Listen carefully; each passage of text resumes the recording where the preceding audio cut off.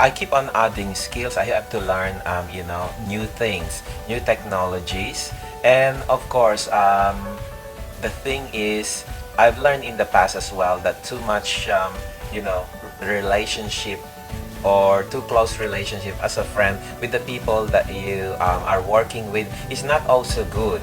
You have to make sure that everybody understands your role and each other's role during the show. During the show, you are not friends. You are all workers. Yeah.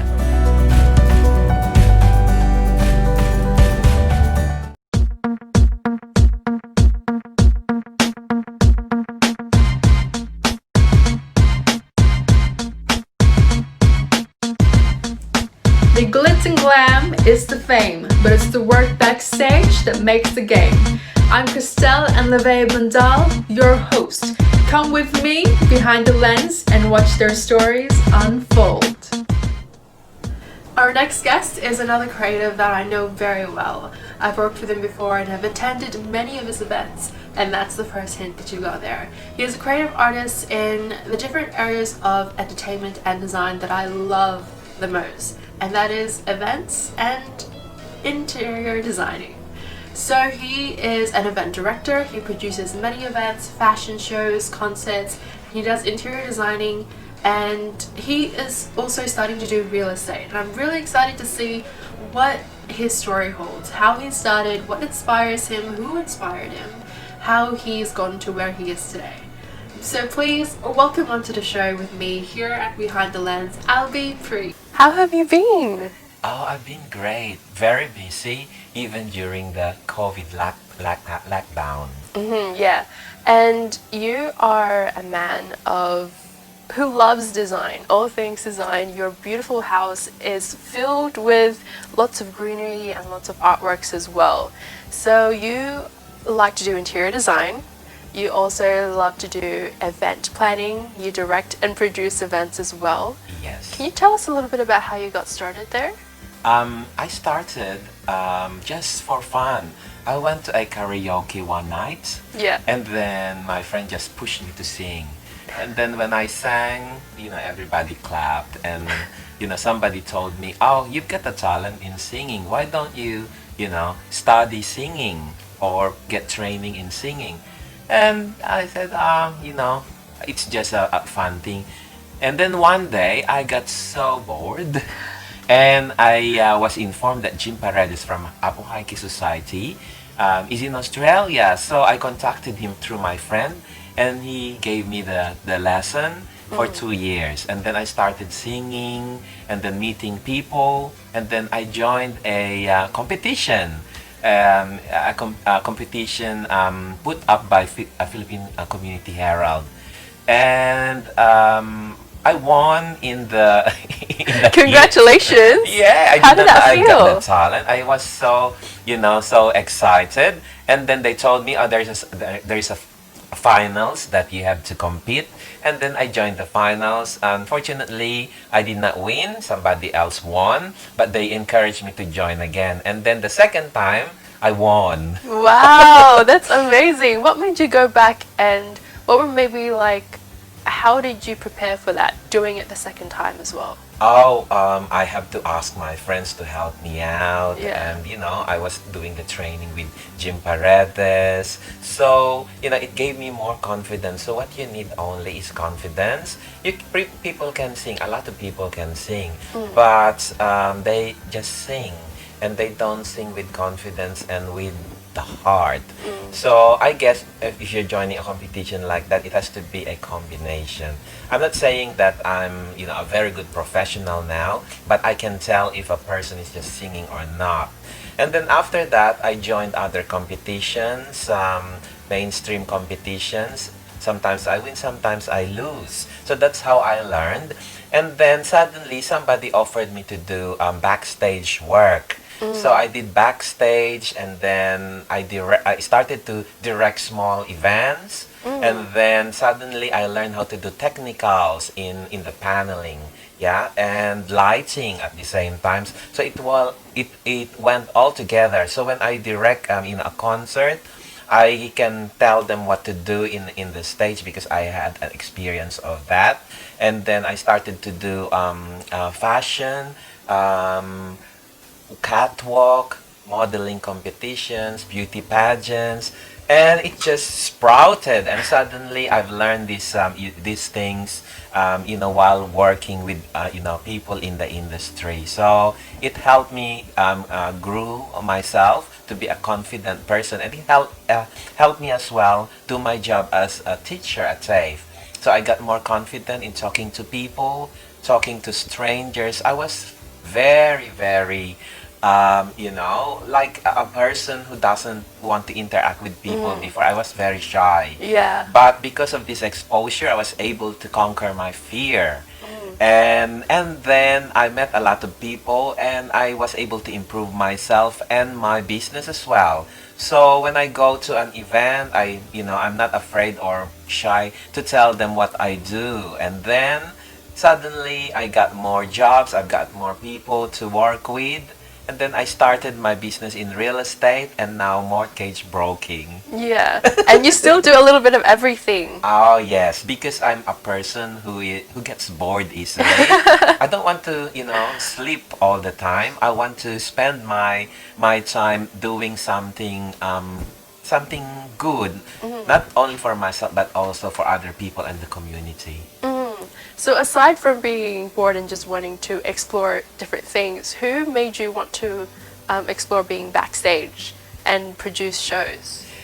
When I won that competition at Philippine Community Herald, because I cannot join the competition anymore, so they started to train me to do MCing. Oh, okay. Yes, Yeah. and I like it. The first time that I did the MCing, I was shaking like that, and they can see the paper that I was holding, doing like this. But the second, third, fourth time, it's all, I don't need any script anymore. I just read it, and then I just say it, in my own words. And then after that, when I finished doing the MCing, somebody trained me to do the backstage, and then the directing, and then the paneling, and the lighting design. Yeah, so it's kind of like once you explore something new, and then once you've mastered it, you go on to do something else, and then you're kind of just building onto the skills that you already have. That's correct. That should, everybody do. You keep on improving your skills because these days, like what we've experienced during the COVID, I've realized that I lack, skills in computer. So I don't even do video conferencing before. So I have to do training through TAFE. And I have to be more confident in talking to a screen with a lot of people, with a lot of students, talking about the subjects. I have to improve my skills in PowerPoint and how to present things. So it's kind of thing that you learn as you go along and as you need it. So it's like you don't even plan, but you improve yourself. If something happens, at least you can survive. Next time, probably the next thing that I have to do is to learn how to cook. I'm not an expert on that field yet. That's okay. Well, it seems like you can learn things really quickly. So, once you start whipping up some new meals, make sure you invite us back and show us how to make them. Of course, you will be my guinea pig. So when you came into events, what would you say your advice would be to people who want to start doing events and managing it? Okay. The first thing that they have to do, of course, planning is very important. If you don't do your calculations, then your event might fail or you will end up having debts. Oh, yeah. So the first thing that you have to do is to identify what event that is, and then you do your calculations, your expenses, your possible revenue. So you have to compare those things. Of course, there are things that you will be spending without even knowing. So you have to put up a buffer. Yeah, so every time that I put up that Mardi Gras show, it's a very expensive show. Just the 10th anniversary that we had, we spent, for the whole staging, it's a community show, so it's about, more than 30,000. Without the help of the sponsors, we will not be able to make it. So you have to go out and find sponsors. If you are not that good in getting sponsors and you are putting events, then it's very difficult to survive. Yeah. So you have to increase your network at the same time. Yeah. Yeah, so just to summarize, planning, budgeting, and networking. Because you Yeah. have to sell tickets at the same time, That's get true. sponsors. Yeah. Without those three combinations, even if you've got the best show in the world, it will not work. So for many people say that they've got that planning set, but they struggle getting people on board with them. Do you have a team when you're producing these events? Yes, I've got a team, I've got volunteers, and I've got artists. I choose the artist, that is included in my show. Of course, you are an artist, I am an artist too. You have to get paid. So if you tell the artist, okay, this is, a pro bono, who would want to do that? Probably if you are just a starting, artist, yeah, you will do it, but not as good as the people who have been in the industry for a while. So you have to budget, for that. And also the production team. If you are, a profit organization, and you are not giving it to charity, you're keeping it, as a business, then you have to pay the people working with you. Otherwise, they will not come on and join you on board. Yeah, it's important because everyone's putting in their own talent and That's right. skills, and you need to be able to give back to them.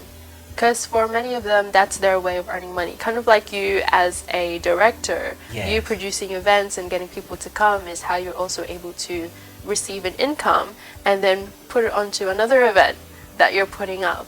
So how do you get sponsors involved? How do you get them to join you and see your vision in the event that you're producing? Okay, because in the events that have put up, they know that it's always a nice show, so an organized show. So the people that I approach, probably it doesn't happen in one day, 1 week like that. I have been networking with them for a while, like years already. So they've got trust on me. So if I meet, a possible sponsor, let's say a business, I tell them what I do, and I tell them, I produce this show, and it's a very good show, and part of that we give to charity, blah blah blah. They come on board, but you should fulfill the promise, because if they do a sponsorship, they want to get something in return. Okay, so you have to offer them something, like if you do a souvenir program, you have to put their logo or their business in the souvenir program. You have to advertise them. You have to put them in social media. Yeah, so it's give and take. Yeah, so when it comes to sponsors and getting team involved, you have to create a relationship, is what you're saying, That's and true. create a trust with the people so that you're able to create a really good event that everyone's Yes, going to yes. enjoy. Trust is really important. Yeah, trust and support and cooperation. Among the members of your team. Yeah, so what happens when that trust is broken or you don't fulfill the promise that you said to the sponsor? What happened is you can get them now, but next time you won't. So next time that you have an event, you have to find another one again. So long-term relationship is really good, because you have to keep on getting in touch with them as well at the same time. If you keep on looking for new sponsors, it's very difficult. You have to maintain the old ones and then add, a few more. And then create like your family or like your network bigger and bigger. Yeah, and don't treat them as a financier. They are not financier. They are friends, and they are business partners. So you have to, have that relationship. That's true. I like that because Yeah. as a sponsor, they're not just there to give for you. They're there to help you make the event a good one that everyone's going to enjoy. Yeah. Did you think that you were going to end up doing events when you were younger? No, as I told you, I was very shy. Yeah, I can't even, face people. Probably, if they ask me to recite a poem or sing in front of the classroom, I won't do it. Yeah, but now hundreds of people, no problem. You're just like hi to everyone, and you're willing to open up. What would be some of your advice to breaking into that kind of confidence? Okay, so it's really important that you get exposed in events like that, and then it's very difficult. Even now, if they ask me to sing, in an event, before I sing at the backstage, I still shake. So my technique is to, somebody told me about it, and it works. To hit your hip as Your hard hip. as you can. Yeah, so you feel the pain. Yeah. And then, drink a little bit of water and breathe. Really? What does that do? What does It hitting just, the heating, it reduces probably the excitement, or, it's like saying, hey, hello, wake up, you're next. So it's kind of like just bringing you back into reality, stopping your head from floating around Correct. before a show. Yes. What would you say have been your favorite events that you produced? Of course, modeling competitions. Yeah. Yeah. It's difficult. Yeah. As you know, you're a model as well. It's difficult. And the thing is, I'm not, making it in general, but most models, because they are more concerned about their looks and everything, they easily forget things. Like the choreography and everything. Oh, You tell yeah. them to do like this, and then they do something else. And it ruins the show. And then if they do that, it affects the other models. What will you do? Will you scream? Of course not, especially in a show already like that. When you say, oh my gosh, why did she do that? Why did he do that? That's not the choreography. You just have to bite your lip and then continue. Yeah. Yeah, and next time I will not work with that model anymore. How do you help them cope, or like when that happens and then everything, it's kind of like a domino effect. Yes. Once one person makes a mistake, because usually for us, as a model backstage, if not everyone hears the instruction, we're just like, just follow the person in front of you. Yeah. Just follow what they're doing. And then if the person in front of you is doing something wrong, then everyone else is going to do it wrong. That's correct. How do you deal with that as the director? How do you correct that backstage? Is there someone there to help them? I have to scream to my backstage manager. I tell them, please review again what they have to do on the next, segment. Of course, you cannot do anything anymore. So if it's a domino effect, as long as they don't, hit each other or create, some accident on the runway or on the stage, people will not realize. Yeah. Okay? Because the other people followed. They thought that that's really the choreography. Yeah. Yeah, so it's fine. So the next segment, I have to make sure that the production backstage, realize that they have to repeat what they have to do again. Yeah, to okay. reduce or minimize mistakes. Yeah, so it's not just you who knows. Everyone in the team knows what has to happen Yes. to be able to bring each other back into line if things don't go as planned. That's the reason why you have to work with people that you trust, especially the backstage and the front stage people.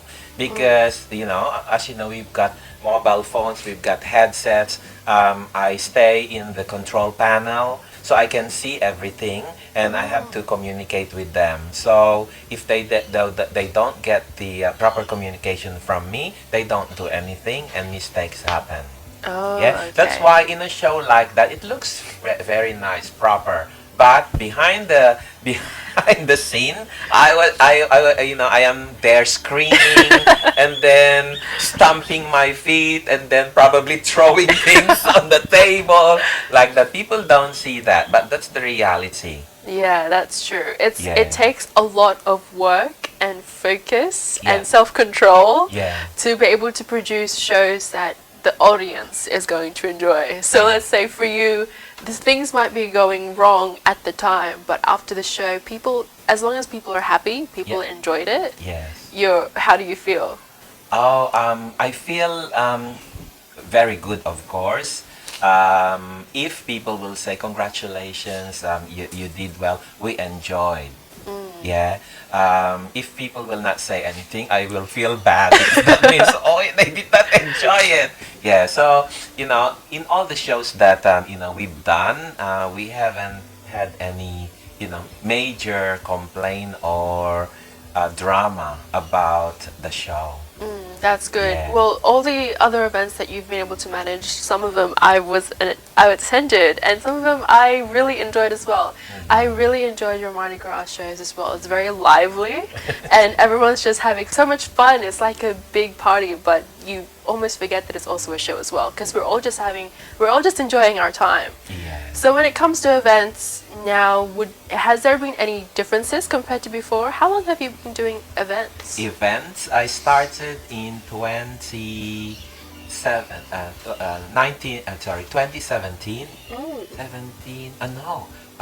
2006. Oh wow! Sorry, 2000. That's when I started.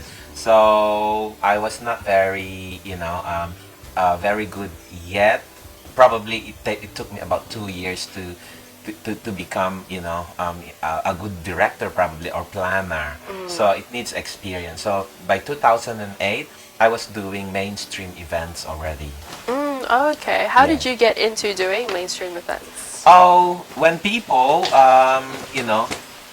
tell other people, it's like networking. They talk about what you do, and then, people approach you. We heard that you have done this, blah, blah, blah. Can you do my show? Oh Like wow! Yeah. So Yeah. it's like you built your own reputation, and Yes. people are referring you onto other people who want to do events. That's right. And probably the best runway fashion show that I have done was the one that we did at the Gallery of New South Wales. Oh yeah. That was, I think, 4 or 5 years ago. It was a project of the Department of Tourism, and they imported 3 famous international Filipino designers to show their collection. And at the time, I had a good relationship with a curator of New South Wales Gallery. They haven't had any fashion show there before because they don't want, any fashion show there. And when I approached them, it was the time when they are promoting Philippine culture, paintings, artworks there. Wow. So they said, oh, it might be a good idea to put that fashion show all together. Yeah. So that fashion show was the only fashion show done in the Gallery of New South Wales. Wow. Nothing else. Yeah, So I've never heard of a fashion show held in the museum before. Yes. What was it like for you to be producing? I would say one of the landmarks here in Sydney. Yeah. How did that feel for you to be producing a show in probably one of the most iconic places here? I felt so proud when we finished it, and it was all over in the newspaper, and now we Wow. are in the archive of Gallery of New South Wales. Wow. So yeah, it's a good achievement, but a lot of work. As you know, we cannot do the logistics is important. We cannot do the makeup in the gallery. We have to do it somewhere else. So we have to Oh. transport the clothes and the models, and then take it back when it's finished. So it's a big job. Wow, yeah. I was going to ask, how did you guys prepare, like the makeup and stuff? So it had to be done outside. Yes. How did you guys keep it all together? Because your preparation is in a different location. Yeah. Then your actual show is another location. Yeah. Were they completely far from each other? It's far from each other. We have to hire, vans to transport everything, and timing is really essential. So there's a run sheet, not separate from the fashion show, run sheet for the event. So it has to be by the dot. So let's say 10 to 10:15, they should be moving from one place to another already. 10:16, like that. Oh my gosh. Every single minute you have to Yes, be doing it's- something. Yes, that's right. And then it all goes into the fashion show later on in the day. Yes, and it's really critical because a lot of dignitaries were invited and they have to be there at a specific time. So you Oh, have to yeah. start when they are there already. So Yeah. they cannot wait for 5 minutes, 10 minutes sitting there without happening. Without anything happening. So it has to be exact. So if you say 1 o'clock fashion show, 1:58, they have to come and sit there already, and you Yeah. are ready at the backstage. Oh my gosh. Oh, So it's a wow. big team, needed. Yeah, oh my gosh, I can only imagine. But I'm pretty sure with an art museum, you're doing a fashion show there. Yes. It must have been so beautiful. Oh yeah. Did you experience any challenges throughout the show as a director? Um, it went good. Yeah, Wow. that's why we are so happy. It went really well, and I don't even remember any hiccups or hassles during the show. Wow, that's a Everybody- dream come true. Yeah, everybody was very cooperative. Wow, that's really good. So then you were also able to enjoy the show, but then people coming into you afterwards, what were their feedbacks after that show? Oh, I received a lot of emails, and the gallery people were so amazed. They said we did not have any event like this before, and you just made this a celebration, a real celebration. Wow, and it's a good timing as well because you guys were showcasing Filipino culture, and so they were too. Yeah. So it kind of just went together. And how did you get your models organized? Do you also take care of casting? Yes, I have to do a casting, and then we have to tell them how much they're gonna be paid and how much time they be needed for the rehearsal and for the makeup and everything. So we have to ask them to sign a waiver, those documentation. So everything is really organized, and everyone knows exactly what they're doing, Yeah. what they're expected, and what they're expected to do. And so all in all together, if everyone cooperates, it becomes a really good show. That's true, and the complications as well is the designers. They have to choose their models. It has to be the model that they like. It's not just like, okay, 20 models, you will be doing this. No, the designers will not let you wear their gowns or clothes if they don't like you. Oh yeah. Are you with them during that process as well? Yeah. Wow, so you see everything behind the scenes as well, That's and right. it all comes to life. Yeah.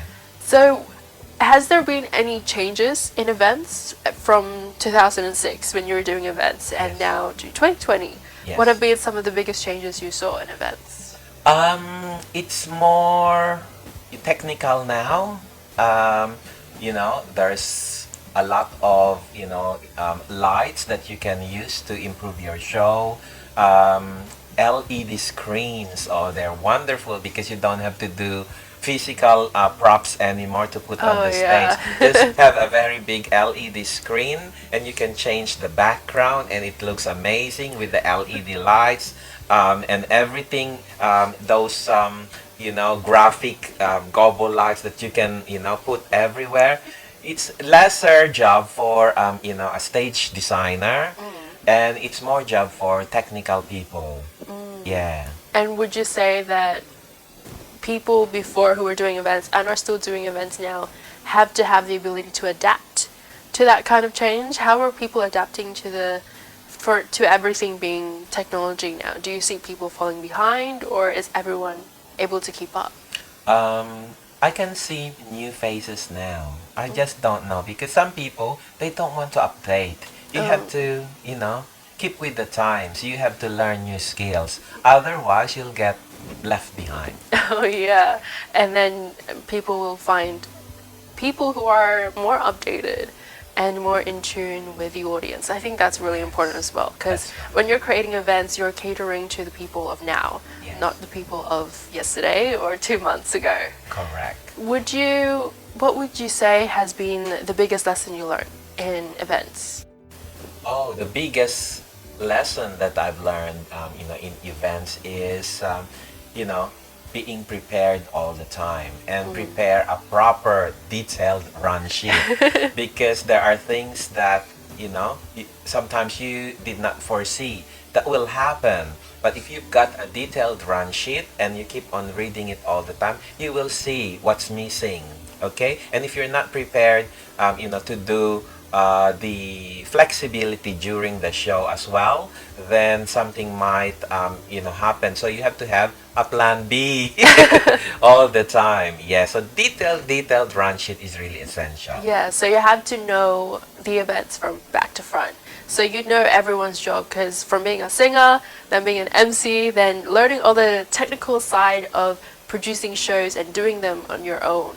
You know how people feel, you know the mistakes people usually do, even the models as well, and you know how to manage it, and you're a very quick thinker to be able to do that all the time with success and to be able to create a really great show. Looking back in your career as a director and as an events director, is there anything that you would change? Probably not to change, but to improve. Okay, so I keep on adding skills. I have to learn, new things, new technologies. The thing is, I've learned in the past as well that too much, relationship or too close relationship as a friend with the people that you are working with is not also good. You have to make sure that everybody understands your role and each other's role during the show. During the show, you are not friends. You are all workers. Yeah. Okay, so too much friendship sometimes it kills the show because some of the people they will not care because you're their friend and everything, and you will regret it. So don't trust too much. Even though the person knows what he's doing, you have to tell them what to do again and define their roles properly. That's really important. That's Yeah. also something that I learned as well from my mom. When it comes to business, there's no friends. You need to be really professional Yeah. to make sure that everything comes out the way you want it to come out. That's right. Because when you're dealing with shows and events like this, it's not for fun. Yes. There's a lot of people involved. There's people are getting paid to do this, and people are paying to see the show, and people are paying to experience, and you need to be able to produce a really good show. Yeah. And that's allowed you to create a reputation that's been really good. I would say that you are now a go-to for events and fashion. Every time there's a fashion show coming around, we are just kind of like, I bet it's Albie behind the scenes and producing the show. And afterwards, it doesn't become a surprise anymore when we see you with all these wires and like talking to everyone. We're like, yep, that's why it was a good show, because he has a true passion for it. He knows what he's doing, and he keeps his professionalism from start to finish and beyond. So you're also doing interior designing. Yes. You have a business interior design, and you're also teaching, and we are in your beautiful home. So I think it's time that we switch up locations. Yes. And let's talk a little bit more about interior designing. Okay. From a young age, he's explored the design industry, from learning to love interior designing from his mom. He's inherited that skill and that instinct to have a keen eye for design, and it's made him grow a sense of love and attachment to creating something so beautiful, not just for himself but for his clients as well. And aside from interior designing, he has also been able to expand his eye for design in events. He produces many successful events, as I've said before, but what I didn't realize, or what I hope for you guys to realize as well, is that there's a lot of work that goes into producing these events. And he talks about how you have to be really detailed. And aside from that, you also need to be able to create some really good relationships with the people that you work with, and also the audience, so that they can come back. It builds your reputation, and that you're able to create more and more events. I have really learned a lot from sitting and chatting with Albie today. I've learned to value education. I've learned how important it is to be versatile, be flexible, and continuously be willing to learn new things. You can never learn too much, and Albie is a example of that, and I really hope that you guys learned that from this interview as well. Now remember, there is a lot of hard work that goes into the successes that you had in life, and if you are going through a hard time in your passion, just keep going forward because good things will come out of it. Make sure you hit the like button, subscribe to our channel, and I'll see you guys next time.